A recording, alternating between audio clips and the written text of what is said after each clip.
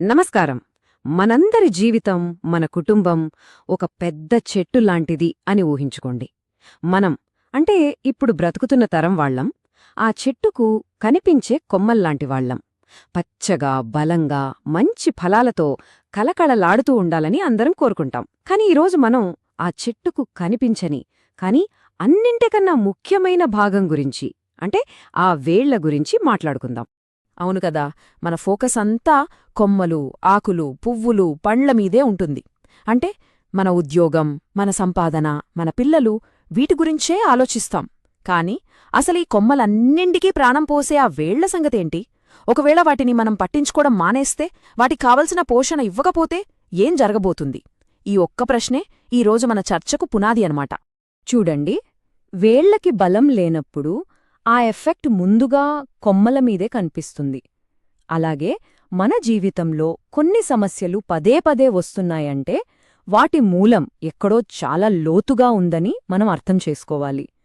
ఇంతకీ ఆ సంకేతాలేంటో ఇప్పుడు చూద్దాం. మొట్టమొదటివి, చాలా స్పష్టంగా కనిపించే సంకేతం అంతులేని అప్పులు. ఎంత సంపాదించినా, ఎంత కష్టపడ్డా అప్పులు తీరవు. ఒకటి తీరింది అనుకుంటే ఇంకో 4 వచ్చి పడతాయి.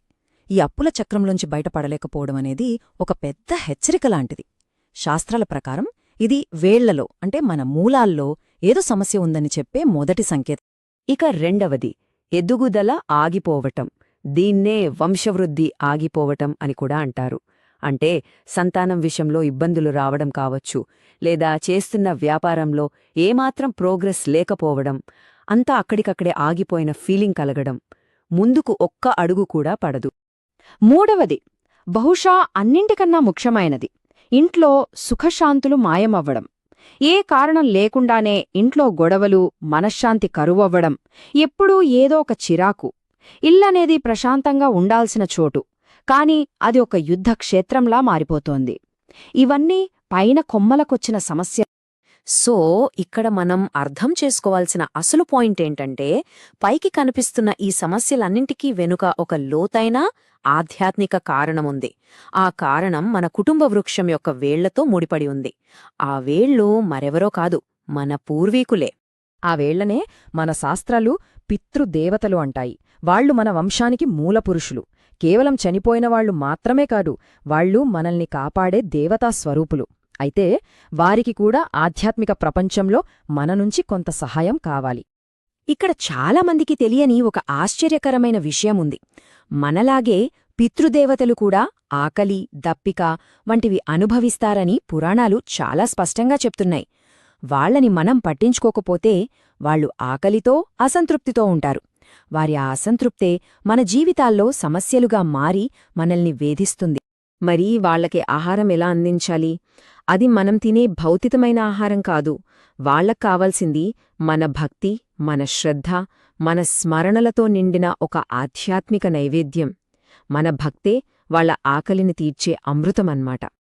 అయితే అదృష్టవశాత్తు మన పవిత్ర గ్రంథాలు ఈ సమస్యకు ఒక అద్భుతమైన, చాలా సులువైన పరిష్కారాన్ని కూడా చూపించాయి. బ్రహ్మవైవర్త పురాణంలో పితృదేవతలకు ఒక దివ్య భోజనంలా పనిచేసే ఒక రహస్య స్తోత్రం దాగి ఉంది. దాని పేరే పితృదేవతా స్తోత్రం. ఈ స్తోత్రాన్ని మనం విన్నా లేదా పఠించినా చాలు, అది నేరుగా మన పూర్వీకులకు ఆధ్యాత్మిక ఆహారంగా అందుతుంది. వారిని తృప్తిపరచడానికి ఇదొక అత్యంత శక్తివంతమైన మార్గం. దీని ఆచరించడం కూడా చాలా సులభం. ప్రతిరోజూ ఉదయం గాని, సాయంత్రం గాని ఇంట్లో దీపం పెట్టుకునే సమయంలో ఈ స్తోత్రాన్ని వినడం లేదా చదవడం ఒక అలవాటుగా చేసుకోవాలి. మనం రోజూ ఎలా భోజనం చేస్తామో ఈ శబ్దమే వారికి భోజనమవుతుంది. అన్నింటికన్నా ముఖ్యం, ఇంట్లో ప్రశాంతమైన వాతావరణం ఉండేలా చూసుకోవడం. అది కూడా వారిని గౌరవించడమే. మనం పూజించే పితృదేవతలు ఎంత గొప్పవారో చూడండి. వాళ్లని సాక్షాత్తు ఇంద్రుడు, దక్ష ప్రజాపతి, మరీచి మహర్షి, సప్తర్షులు ఇలాంటి గొప్ప దేవతలు, మహర్షులు కూడా పూజిస్తారు. అంటే మనం వాళ్లని గౌరవించడం ద్వారా అంతటి గొప్ప పరంపరతో మనం కనెక్ట్ అవుతున్నాం. సరే, ఇప్పుడు ఈ అభ్యాసం వల్ల కలిగే అద్భుతమైన ప్రయోజనాల గురించి చూద్దాం. ఈ స్తోత్రమనేది మన జీవితంలోని సమస్యల మీద ప్రయోగించే ఒక రామబాణం లాంటిది. అంటే తిరుగులేని అమోఘమైన ఆయుధం. ఎందుకంటే ఇది పైపైన కొమ్మలకి మందు పూయడం లాంటిది కాదు. ఇది నేరుగా సమస్య యొక్క మూలాల దగ్గరికి వెళ్తోంది. ఎప్పుడైతే వేళ్లను బాగుచేస్తామో కొమ్మలు వాటంతటావే చిగురిస్తాయి కదా. అలాగే పితృదేవతల ఆశీస్సులు దొరికితే జీవితంలోని అన్ని అడ్డంకులు అవే తొలగిపోతాయి. దీనివల్ల కలిగే ప్రయోజనాలు అన్నీ ఇన్నీ కావు. కొండంత అప్పులు కూడా కరిగిపోతాయి. ఇంట్లోకి దరిద్రమనేది తొంగికూడా చూడదు. అకాల మరణ భయాలు ఉండవు. చేసే ఉద్యోగంలో ప్రమోషన్లు, వ్యాపారంలో కస్టమర్లు పెరుగుతారు. ఒక్క మాటలో చెప్పాలంటే ఇది సర్వకామ ఫలప్రద. అంటే అన్ని కోలికలనూ తీరుస్తుంది. అలానే సర్వం పాప్మాన్నాశయంతు అంటే తెలిసీ తెలియక చేసిన పాపాలన్నింటినీ నాశనం చేస్తుంది. ఇది ఒక కంప్లీట్ ప్యాకేజ్ లాంటి. ఇంతటి ప్రాచీనమైన ఈ ఆధ్యాత్మిక సాధనను మనం ఈ రోజుల్లో సక్సెస్ సాధించటానికి ఒక సింపుల్ ఫార్ములాలో ఎలా పెట్టుకోవచ్చో ఇప్పుడు చూద్దాం. సాధారణంగా విజయం అనేది ఒక సింపుల్ ఫార్ములాని ఫాలో అవుతుంది. మొదట కనుగొనడం, తర్వాత నేర్చుకోవడం, అప్పుడు విజయం దానంతటదే వస్తోంది. ఈ ప్రాసెస్కి ఈ ఫార్ములా సరిగ్గా సరిపోతుంది. మొదటి స్టెప్ కనుగొనడం. అంటే అరే, నా జీవితంలో ఈ సమస్యలన్నింటికీ అసలు కారణం బయట కాదు, నా మూలాలను నేను సరిగ్గా పట్టించుకోకపోవడంలోనే ఉంది అని తెలుసుకోవడమే ఆ ఆహా మోమెంట్. ఈ తిరిగి తెలుసుకోవడమే మొదటి అడుగు. ఇక రెండవ స్టెప్ నేర్చుకోవడం. ఈ దశలో మనం తెలుసుకున్న జ్ఞానాన్ని ఆచరణలో పెడతాం. ఆ పితృదేవతా స్తోత్రాన్ని మన డైలీ రొటీన్లో ఒక భాగంగా మార్చుకుని దాన్ని శ్రద్ధగా పాటిస్తాం. ఇక ఫైనల్గా విజయం. ఇది కేవలం డబ్బో పదవీ మాత్రమే కాదు. ఇది సంపూర్ణమైన విజయం.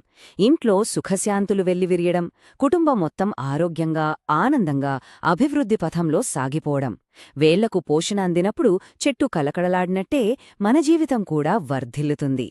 కాబట్టి మనమిక్కడ చేస్తున్నది కేవలం ఒక పూజ కాదు. మనం మన గతాన్ని వర్తమానంతో కలుపుతున్నాం. ఎక్కడో తెగిపోయిన ఆ జీవనాడిని మళ్లీ తిరిగి కలుపుతున్నాం. ఈ బంధం మనకు బలాన్ని, సరైన దారిని చూపిస్తుంది. మనలో ప్రతి ఒక్కరి కుటుంబ వృక్షం వేళ్ళు వందల, వేల సంవత్సరాల లోతుకు పాతుకుని ఉన్నాయి. ఆ మూలాలే మన ఉనికికి ఆధారం. వాటికి పోషణ అందించి, వాళ్ల ఆశీస్సులు పొంది మన జీవితాలను, మన తర్వాతి తరాల జీవితాలను వర్ధిల్లజేసుకోవాల్సిన బాధ్యత మనపైనే ఉంది. మరి ఆ బాధ్యతను మనందరం